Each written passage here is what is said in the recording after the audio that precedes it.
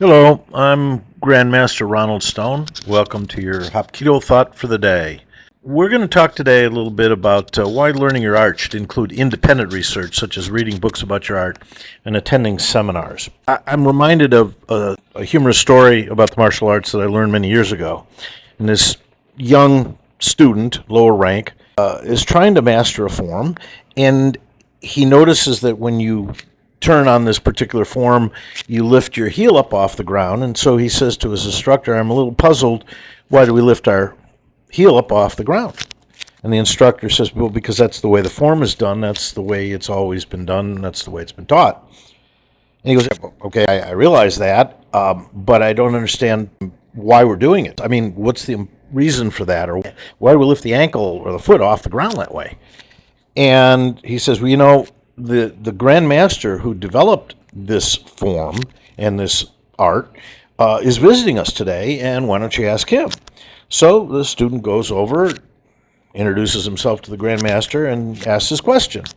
When we turn this way in the form, do we lift our heel up off the ground? The grandmaster turns to the young student and says, well, many years ago, I broke my ankle as a young man, and I'm unable to do that turn without lifting my heel off the ground. Let me ask you a question. Why do you lift it? Well, I think the point of this is that, unfortunately, many times, the forms are taught as a sort of a see monkey do.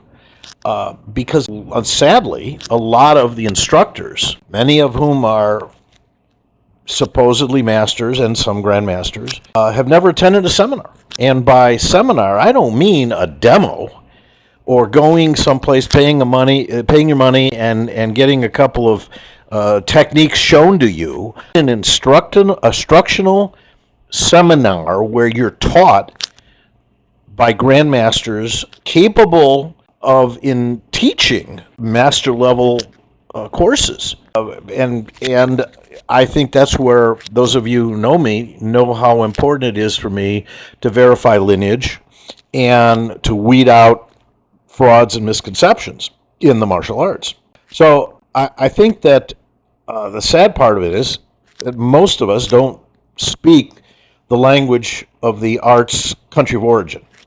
Very few of us speak Japanese or Korean, and so we're taught many times by people who are lazy. They get to a certain belt by following the yellow brick road, following the techniques.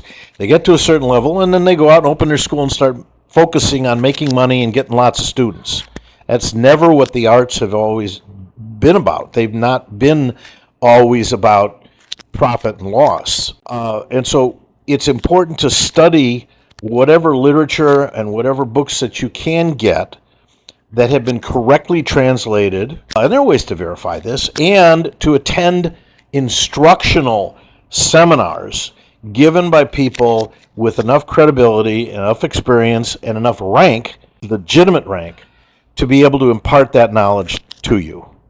I want to thank you for listening to my rambles today.